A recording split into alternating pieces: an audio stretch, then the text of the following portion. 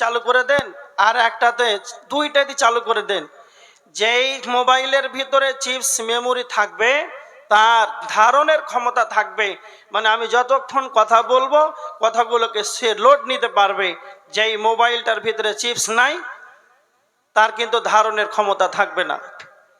কথা হলো যাদের ভিতরে ঈমান থাকবে, যাদের ঈমানের চেতনা থাকবে, তারা কোরআনের আয়াত শুনবে তো তাদের ঈমান যেন আরো বৃদ্ধি পাবে, ঈমান যেন তাদের বাড়বে। এই ভাঙা মজলিস কোরআন হাদিসের আলোচনায় মানুষ বসে না, তাহলে কি হ্যাঁ বুঝিয়ে দিতে হবে, মানুষকে উপদেশ দিতে হবে, বলতে থাকতে হবে। তো আল্লাহ তাআলা বলছেন ওয়াযাক্কির ফাইন্না যিকরা তানফাউল মুমিনিন, সূরা জারিয়াতের 54 নম্বর আয়াতের ভিতরে আল্লাহ বলেছেন মানুষকে উপদেশ দিন, বুঝাতে থাকেন। আর এই বুঝানোটা মানুষের মুমিনের উপকারে আসবে। কার? এই বুঝানোটা মুমিনের উপকারে আসবে, এই জন্য বাদ দিতে হবে না। যে কয়জন আমরা আছি আপনারা একটু ধৈর্য ধারণ করেন, আপনাদের সম্মুখে কিছু শোনাবোটা নিয়ত করেছি। তো আল্লাহ সুবহানাহু ওয়া তাআলা বলছেন যে লাস্তা আলাইহিম বিমুসাইতির, আমি কাউকে, হে নবী আপনাকে আমি প্রশাসনিক ক্ষমতা দিইনি, শাসন ক্ষমতা দিইনি। ইল্লা মান তাওয়াল্লা ওয়া কাফার, যারা মুখ ফিরিয়ে পালিয়ে যাবে, শোনার পর মুখ ফিরিয়ে মুখটাকে ব্যাক করে ফিরে চলে যাবে, তো এরা হচ্ছে কাফের। এরা হচ্ছে কাফের। ফায়ুআযিবুহুল্লাহুল আযাবাল আকবার, এদের জন্য বড় ধরনের বড় বড় আযাব আল্লাহ সুবহানাহু ওয়া তাআলা রেডি করে রেখেছেন। তাহলে যারা শোনার পর মুখ ফিরিয়ে নিবে, আমলে পরিণত করবে না, সন্ধ্যা থেকে নিয়ে মাদ্রাসার জালসায় বসে থাকলো, অনেকক্ষণ দীর্ঘক্ষণ ধরে আলেম ওলামাদের বক্তব্য কোরআন হাদিসের আলোচনা শ্রবণ করলো, আর করার পর বাড়ি থেকে যখন বের হয়ে এসেছিল, যার যেরকম চরিত্র ছিল, যেরকম বেনামাজি ছিল, আবার সেই রকম ভাবে সে বাড়ি চলে গেল, ফজরের সলাতে ঘুমিয়ে আছে, তার মানে তার চরিত্র পরিবর্তন হলো না, ওই রকমই থেকে গেল। তো আল্লাহ বলছেন যারা শোনার পর মুখটাকে ব্যাক করে চলে গেল, ইল্লা মান তাওয়াল্লা ওয়া কাফার, তারা কাফের। আর এই কাফেরদের জন্য সাজা রয়েছে বড় বড় আযাব, ফায়ুআযিবুহুল্লাহুল আযাবাল আকবার, এদের বড় আল্লাহর আযাবে এদেরকে গ্রাস করবে। এই জন্য যারা আমরা আছি দীর্ঘক্ষণ ধরে বসে আছি, আলোচনা শ্রবণ করছি, অনেকেই আছি যে সালাত আদায় করি না, ফজরের সালাত আদায় হচ্ছে না, জলসা শুনে একটার সময় বাড়ি যাই, দুটার সময় যাই, আবার যখন মুয়াজ্জিন আজান দেয় 5টার সময়, 4:45টার সময়, তখন আপনি বিছানায় আরামে ঘুমাচ্ছেন। যে এটা যেন না হয়। কেন? আপনি এত কষ্ট করে ইসলামিক ধর্ম শোনার জন্য আপনি বসে আছেন, তারপরে আপনার যেটা ফরজ, এই নামাজ যদি আপনার, সালাত যদি আপনার জীবনে বাস্তবায়ন না হয়, তাহলে আপনার কোনো মূল্য নাই। এবার দেখেন, জান্নাতীরা যখন জান্নাতে চলে যাবে, জাহান্নামীরা যখন জাহান্নামে চলে যাবে, জাহান্নামীরা আবার জাহান্নামীদেরকে জান্নাতীরা জিজ্ঞাসা করবে, মা সালাকাকুম ফি সাকার, তোমরা কেন জাহান্নামে এসেছো, বলো কিসের কারণে জাহান্নামে এসেছো? তখন জাহান্নামীরা প্রথম কারণ, জাহান্নাম যাওয়ার প্রথম কারণ জাহান্নামীরা বলবে, ক্বালু লাম নাকু মিনাল মুসাল্লিন, আমরা সালাত আদায় করতাম না, আমরা নামাজ আদায় করতাম না। বেনামাজির কারণে মানুষ জাহান্নামে চলে যাবে। সমস্ত ওলামাদের মত। আচ্ছা, একটা কথা মনে রাখবেন, কাউকে জাহান্নামী বলা যাবে না, কাউকে জাহান্নামী বলা যাবে না, ও জাহান্নামী, ও কাফের, এটা বলা যাবে না। যদি কালে আপনি ওনাকে কাফের বললেন, যদি সে কাফের না হয় তো আপনি কাফের হয়ে যাবেন। ওই জন্য কাউকে কাফের বলা যাবে না, কাউকে জাহান্নামী বলা যাবে না। কে জান্নাতে যাবে, কে জাহান্নামে যাবে? একটা মহিলা পিপাসার্থ একটা কুকুরকে পানি পান করিয়েছে জান্নাতি।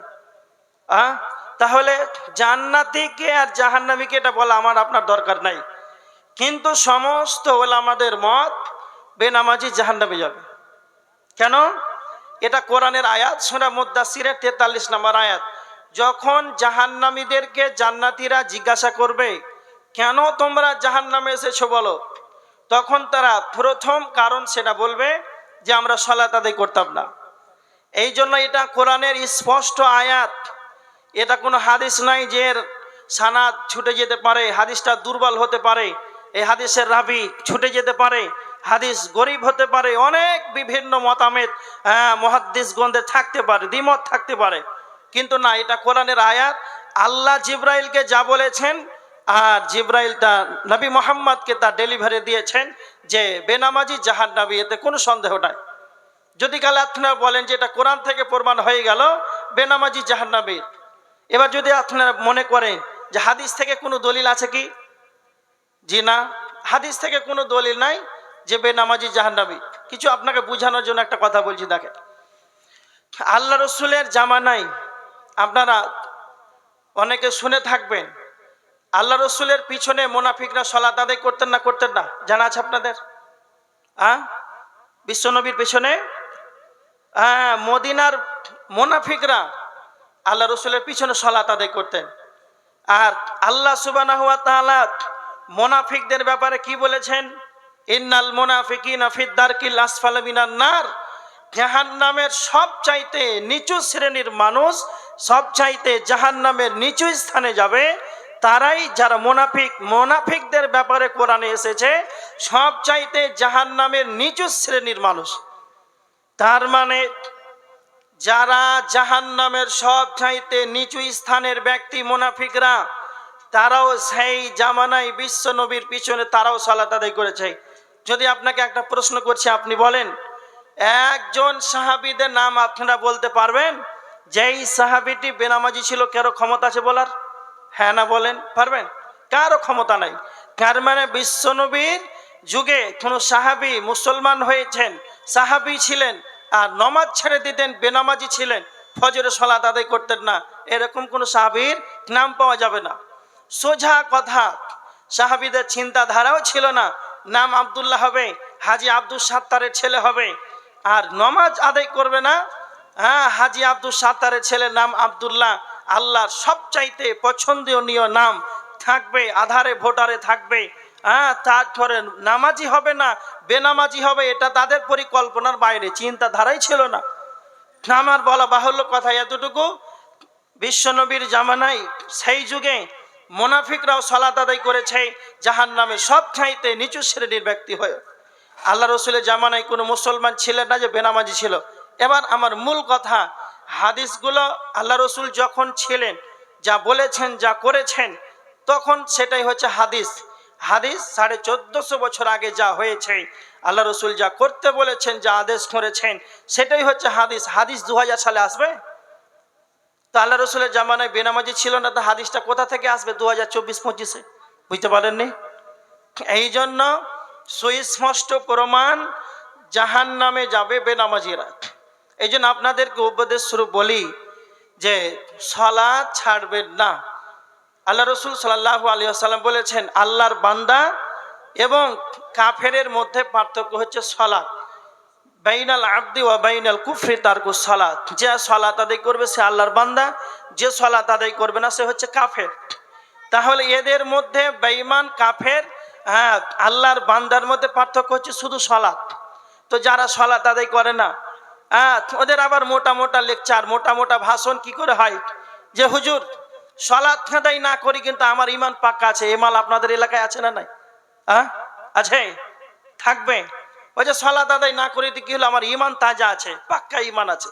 ও বাটপারের ইমান তাজা আছে, কিন্তু মুমিন যে হবে এক কথাই টোটালি আল্লাহ বলেছেন আল্লাযীনা ইউকিমুনাস সালাহ, মুমিন যারা হবে তারা সালাত আদায়কারী হবে। মুমিন কোনোদিন বেনামাজি হবে না, আর বেনামাজি কোনোদিন মুমিন হবে না। তার মানে একজন ইমানদার যে হবে, এর দ্বারাতে ছোট ছোট সাগিরা কাবিরা গুনাহ হয়ে যেতে পারে। কেননা বিশ্বনবী বলেছেন প্রত্যেকটা আদম সন্তানই হলো পাপী, প্রত্যেকটা আদম সন্তানই পাপী। তার মানে উত্তম পাপীকে খায়রুল খাত্তাইনা তাওয়াবুন, যেই ব্যক্তি পাপ করার পর আল্লাহর কাছে সে নতজানু হয়, আল্লাহর কাছে ক্ষমা ভিক্ষা চায়, আল্লাহর দরবার ইস্তিগফার করে, কানু কালিলাম মিনাল লাইলি মা ইয়াহজাউন ওয়া বিল আসহারি হুম ইস্তাগফিরুন। মুমিন সেই হবে রে রাত্রিতে কম কম ঘুমাবে, ওয়া বিল আসহারি হুম ইস্তাগফিরুন, আর শেষ রাত্রিতে এরা যেন ইস্তিগফার করবে, আল্লাহর কাছে ক্ষমা চাইবে। তার মানে যারা ইমানদার হবে এদের রাতের ঘুম যেন হারাম হয়ে যাবে, এদের দ্বারাতে ছোট ছোট পাপ হয়ে যেতে পারে। আর যখন এদের দ্বারাতে পাপ হয়ে যাবে, পাপটাকে নিয়ে বসে থাকবে না, সরাসরি গভীর রাতে একাকী সালাতে দাঁড়িয়ে যাবে। কেউ জেগে নাই, বাড়ির সবাই যেন ঘুমিয়ে আছে, গ্রামে কেউ জেগে নাই, সকলেই যেন ঘুমিয়ে আছে। এইরকম একটা সময়, তাহাজ্জুদের সময়, সাহারের সময় যেন উঠে আল্লাহর দরবারে যেন ইস্তিগফার করবে। তো যারা রাত্রিতে সালাত আদায় করবে এদের সুন্দর ফ্যাসিলিটি রয়েছে, এদের জন্য জান্নাত, দামি জান্নাত রয়েছে। তিরমিজির হাদিস 2527 নম্বর হাদিস। আল্লাহর নবী বলেছেন, সাহাবীদেরকে বলছেন, সাহাবীরা এমন একটি দামি জান্নাত রয়েছে, এমন একটা দামি জান্নাত রয়েছে যার ভিতর থেকে বাহির দেখা যায়, আর যার বাহির থেকে ভিতরে দেখা যায়। সাহাবীরা বললেন, আল্লাহর নবী আপনি বলেন কি এমন একটা দামি জান্নাত রয়েছে যার ভিতর থেকে বাহির দেখা যায়, যার ভিতরে থেকে বাহির, বাহির থেকে ভিতরে দেখা যায়। কারা এই এত সুন্দর দামি জান্নাতে যাবে? আল্লাহর নবী তিনখানা আমলের কথা বললেন, তিনটা কথা বললেন। লিমান আতাবাল কালাম ওয়া আদামাস সিয়াম ওয়া সাল্লা বিল লাইলি ওয়ান নাসু নিয়াম। আল্লাহর নবী বললেন, যার মুখের ভাষা ভালো হবে, যার মুখের ভাষা নরম হবে, সেই ব্যক্তি যেন এই জান্নাতের ভিতরে চলে যাবে। ওয়া আদামাস সিয়াম, যারা বেশি বেশি সিয়াম পালন করবে, রমজান মাসের ফরজ সিয়াম ব্যতীত যতগুলো নফল সিয়াম আছে, মুহররমুল হারামের মাসে সিয়াম আছে, শাবান মাসের সিয়াম আছে, জিলহজ মাসের 1 থেকে 9 তারিখ পর্যন্ত সিয়াম আছে, আর মাসে 3 খানা করে সিয়াম আছে। বিশ্বনবী 1 সপ্তাহে 7 দিনে যেন 2 দিন সিয়াম থাকতেন, সোমবারের দিন, বৃহস্পতিবারের দিন। যারা নফল সিয়াম বেশি বেশি করে পালন করবে, বিশ্বনবী বলেছেন এরা দামি জান্নাতের ভিতরে চলে যাবে। নাম্বার 3, ওয়ান নাসু নিয়াম ওয়া সাল্লা বিল লাইলি ওয়ান নাসু নিয়াম। রাত্রিতে সালাত আদায় করবে, মানুষ যখন ঘুমিয়ে যাবে। আপনাদের এলাকায় গ্রামে যেন কেউ যেন জেগে নাই, এমনকি আপনি যেই সময় জেগে রাখলেন, যেই জায়গা থেকে আপনি উঠলেন কনকনে শীতের রাত্রিতে, তখন আপনি একাকী সালাতে দাঁড়িয়ে গেলেন, নিজের বিবি পর্যন্ত জানে না, নিজের ছেলে মেয়ে পর্যন্ত জানে না। এই সময় ছাড়া মানুষ যখন ঘুমিয়ে যাবে, সালাত আদায় করবে, তারা যেন দামি জান্নাতের ভিতরে চলে যাবে। তো যারা মুমিন হবে এরা সারা রাত না খেয়ে তেল দিয়ে ঘুমাতে পারে না। ইমানদার যারা হবে রে, এরা কম কম কম ঘুমাবে। ইমানদার যারা হবে এরা কোনোদিন বেনামাজি হবে না। এরা বেনামাজি তো দূরের কথা, এরা আবার তাহাজ্জুদের সালাত আদায় করবে।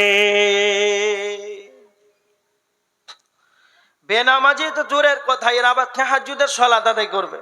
যেই কথাটা বলছিলাম, মুমিন কোনোদিন বেনামাজি হতে পারে না, মুমিন কোনোদিন বেনামাজি হতে পারে না, আর বেনামাজি কোনোদিন মুমিন হতে পারে না। মুমিনের দ্বারাতে ছোট ছোট ছোট পাপ হয়ে যেতে পারে, এটা স্বাভাবিক। হ্যাঁ, মুমিনের ধারাতে ছোট ছোট পাপ হয়ে যেতে পারে, কিন্তু যখনই সালাতের সময় হবে, যখনই আজান শ্রবণ করবে, যখন একামত চলবে, তখন মুমিনকে মসজিদে সালাতের কাতারে খুঁজে পাওয়া যাবে। আর যারা বেঈমান, মসজিদের জলসা হচ্ছে, কত দিবেন জি? তা তো টাকা পয়সা বেশি আছে, গ্রাম এলাকার মুখিয়া আছে, এই 1 লাখ টাকা দাও, তো মসজিদে 1 লক্ষ টাকা দান করে দিবে, কিন্তু মসজিদে 1 লাখ টাকা দান করলে যখন আজান হবে ও মসজিদ থেকে আরো দূরে পালাবে। আছে না নাই? আল্লাহ রসুলের হাদিস আছে, যখন আজান হয় তখন শয়তান পাদ্দে পাদ্দে পালায়। আর আমাদের সমাজের কিছু মানুষ আছে, যখন আজান হবে মসজিদ থেকে আরো দূরে পালাবে। হ্যাঁ, কত বড় শয়তান! হ্যাঁ, দান করলে 1 লাখ টাকা, কিন্তু মসজিদে ওই নামাজের কাতারে থাকবে না। এই জন্য বেঈমান কোনোদিন নামাজি হতে পারে না। ও মুখের দাবি যে আমার ঈমান পাক্কা আছে, এটা একবারে মোটে ঠিক না। তার মানে এবার দেখেন, সালাত এমন একটা বস্তু, আল্লাহ রসুল সাল্লাল্লাহু আলাইহি ওয়াসাল্লাম বলেছেন, আবু দাউদ শরীফের হাদিস, কাল কিয়ামতের ময়দানে হিসাবের দিন সর্বপ্রথম যেটা হিসাব হবে সেটা হবে সালাত সম্পর্কে। ফাইন সলুহা সাইরু আমালি, যদি তার সালাত আল্লাহর কাছে গ্রহণযোগ্য হয় তাহলে তার সমস্ত আমল গ্রহণীয় হবে। যদি তার সালাত আল্লাহর কাছে গ্রহণযোগ্য না হয় তাহলে তার সমস্ত আমল বরবাদ হয়ে যাবে। একবারে স্পষ্ট একটা উদাহরণ আপনাকে দিচ্ছি, খুব ভালো করে শুনেন। এই উদাহরণটা মাথায় রাখবেন, খুব কাজ দিবে। আচ্ছা, খেলছো না, ভালো করে শুনেন। আচ্ছা, আপনাদের গ্রামে একজন টোটো চালক, মেহান্দারা গুলো চালাচ্ছে, 1000 টাকা দিনে ইনকাম, খুব ভালো টোটো স্পিডে চলছে, 1000 টাকা দিনে ইনকাম। তো টোটোওয়ালা চালাক মানুষ ভাবছে 1000 টাকা দিনে ইনকাম, 500 টাকা করে সাংসারিক জীবনে খরচা করে আর 500 টাকা করে জমা রাখবো। এই জমা করতে করতে মাসে 15,000 টাকা জমা হয়। সে কিছুদিন বাদ ভাবছে যে একটা অ্যাকাউন্ট বই খুলি, অ্যাকাউন্ট যখন বই খুলবো অ্যাকাউন্টে টাকাটা জমা রাখবো। তখন এই টোটো চালক পাঞ্জাব ন্যাশনাল ব্যাংকে একটা অ্যাকাউন্ট করলো, স্টেট ব্যাংকে। প্রতিটা মাসে প্রতিদিন 500 টাকা করে হলে 15,000 টাকা মাসে সে ব্যাংকে জমা করছে। ভালো করে উদাহরণটা শুনেন, তবে বুঝতে পারবেন। প্রতিদিন 15,000 টাকা করে অ্যাকাউন্টে জমা করছে টাকাগুলোকে। আর একজন আপনাদের গ্রামের মাথা মোটা, ও মুখিয়া আছে, ও টাকার কোনো অভাব নাই। ও ভাবছে টোটোওয়ালা কোথায় যাচ্ছে, না তো পাঞ্জাব ব্যাংকে টাকা জমা করতে যাচ্ছে, তো ও ভাবছে আমার টাকার অভাব আছে, আমিও যাব। কিন্তু এই মাথা মোটার কিন্তু অ্যাকাউন্ট বই নাই। টোটোওয়ালা ব্যাংকে যায়, ম্যানেজারকে বই দেয়, তারপরে টাকা দেয়, সেটা ইন্টারনেটে একবারে জমা হয়ে গেল। তারপরে সে এলো, আর এই মাথা মোটা মুখিয়া গেল আর 50,000 টাকা করে মাসে ভরে আসে, জান্না দিয়ে চালিয়ে চলে এলো টাকাটা ব্যাংকের, কিন্তু ওর বই নাই, পাস বই নাই। 1 বছর হলো, এবার টোটোওয়ালা ভাবছে 1 বছর ধরে 15,000 টাকা করে দিলাম, 1 লাখ টাকা তো উঠাবো, একটা ঘর নির্মাণ করব। এই আশায়, এই উদ্দেশ্যকে নিয়ে কোথায় গেল, ব্যাংকে গেল। তার পাস বইটা দিয়ে ম্যানেজারকে বলছেন আমার 1 লাখ টাকা দেন। আচ্ছা, তার 1 লাখ টাকা উঠে গেল। আর ওই মাথা মোটা গিয়েছে, তার পাস বই নাই, ও কিন্তু জান্নাতে 1 লাখ টাকা 50-60 টাকা করে যখন তখন চালিয়ে চলে আসে। ও বলছে আমার তো টাকা ঢের বেশি। তখন ও আবার বলছে ম্যানেজারকে যে আমাকে 2 লাখ টাকা দেন। তো ওই টোটোওয়ালা টাকাটা উঠে গেল, তার পাস বই আছে, আর ওই মাথা মোটা বলছে আমাকে 2 লাখ টাকা দেন। তখন ম্যানেজার বলছে পাস বই দে। তো ওর তো পাস বই নাই, টাকা উঠবে? উঠবে না। এটাই বোঝানো হয়েছে, কাল কিয়ামতের ময়দানে সর্বপ্রথম হিসাব হবে সালাত। যার সালাত আল্লাহর কাছে গ্রহণযোগ্য হয়ে যাবে তার সমস্ত আমল যেন গ্রহণীয় হবে। কাল কিয়ামতের ময়দানে তার সালাতটা হবে পাস বই। এই পাস বইটা তোমার ঠিক আছে, তবে তোমার 1 টাকা আটানা চারনা, তুমি আল্লাহ রাস্তায় যেই টাকাটা দান করবে, সরিষা দানা পরিমাণ যদি কোনো মানুষের উপকার করো, সেইটাই তুমি আল্লাহর খাতাতে তোমার পাস বই যেন জমা হচ্ছে। তোমার সালাত ঠিক আছে, তোমার সমস্ত আমল যেন ঠিক আছে, তোমার সালাত নাই, তোমার পাস বই নাই, তুমি লক্ষ লক্ষ টাকা মাদ্রাসায় দাও, মসজিদে দাও, কাল কিয়ামতের ময়দানে আল্লাহর কাছে তুমি কোনো তার রিজাল্ট পাবে না। যতদিন তুমি সালাত আদায় না করবে, তুমি কোটি কোটি টাকার মালিক হও, কোটি কোটি টাকা যদি তুমি দান দিয়ে চলে যাও,